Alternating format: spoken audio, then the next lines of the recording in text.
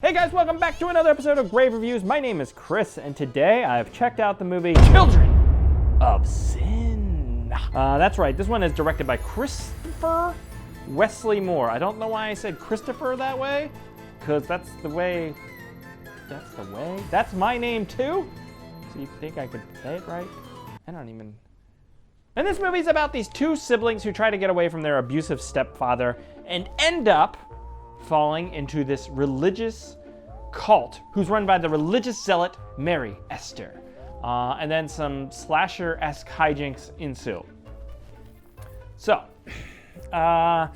mixed feelings on this one. It has a really cool throwbacky poster and a lot of elements where they're like trying to throw back to an 80s slasher movie, mostly in the music and some of the plot stuff that happens. But man, oh man, is the production quality in this very poor. I mean, it's low budget, but some of these, they don't have excuses for besides just amateur filmmaking. So let's just go through the production quality. First up, the camera work is bad. I mean, the lens choices are awful. Half the shots have no depth of field or anything. It's doesn't feel cinematic at all. The sound is very poor at times. Sometimes you can't hear people. It's just very amateur, not level. There's really poor sound effects. None of the shot choices are particularly good, and the lighting is god-awful.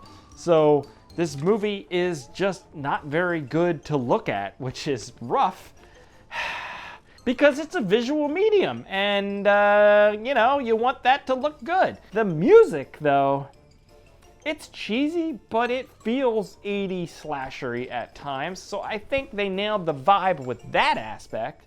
The acting, pretty awful, except for the character who played Mary Esther, who kind of swings between empathetic and likable in some ways to psychotic, so you got to ride that line, and I think the actress does it pretty well. The first half of this movie is pretty awful. I didn't think I was going to stick with it, because after the first 20 minutes, it's this is just really bad filmmaking going on, and the story is not good. It's not subtle in a lot of ways. I get trying to tell the audience, you got to see that she dropped this pregnancy test in the trash can, so you know that she took it and she perhaps is pregnant or something like that. I get that, wanting to tell the audience this. But the way the character does these things, she's going to commit suicide, but then she decides not to, so she just leaves this razor blade in the sink and this pregnancy test in the trash can. The whole time I'm but everybody else would see that. Your mom would walk in and see that. But that doesn't happen. It creates plot holes for no reason. It's frustrating. There's just better ways to tell the audience stuff that also don't cause major issues with the plot. They sit down for a fancy fucking dinner and have hot dogs and chips. Don't get me wrong. I'm a man who likes hot dogs and chips, as you can see. It just was weird. It's a weird dinner choice in a movie. Maybe I'm just being nitpicky at that point, but when they have these fancy glasses and the table all set, and there's a bowl of chips and everybody has a hot dog, it's a little fucking weird, right? Right? Now, I feel like this theme and storyline has been explored before. You have the whole religious criticism in this movie. It comes from a very left political, more liberal-leaning side, I think, because it's critical of the church and its judgment it passes on people, particularly the evangelical right.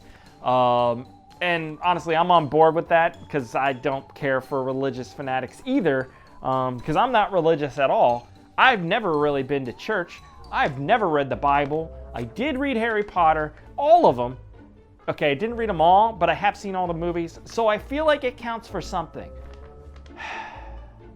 And I saw The Hunger Games. I didn't read the books. Does this have to do with the Bible?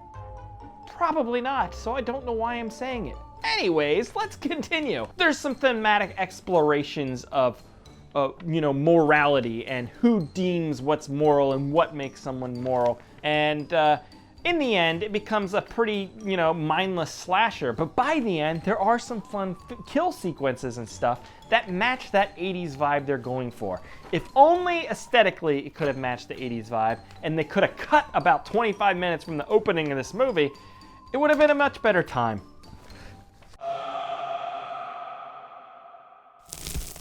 So I don't think most people are going to give this movie much of a chance after putting it on, because it really doesn't capture your attention for a while. If you can make it through to halfway into the movie when they introduce the evil matriarch, Mother Esther. I don't know why I did the little cat noise thing there. Or is that like a Freudian slip? I don't even know what that means, though. I'm not sure what a Freudian slip is. Do you think when Freud walks down the street and he slips on ice, people are like, that's a Freudian slip? So it's an interesting movie. I wish the production quality was better, though. There's hints and moments that work, but for the most part, it's not great.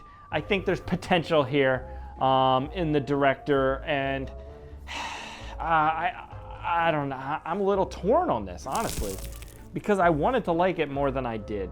I think I'll give it a 4 out of 10. If you're a really big slasher fan, you might dig it more than I did, but for the most part, I'd probably pass on this. So that is Children of Sin. If you've seen it, let me know what you think.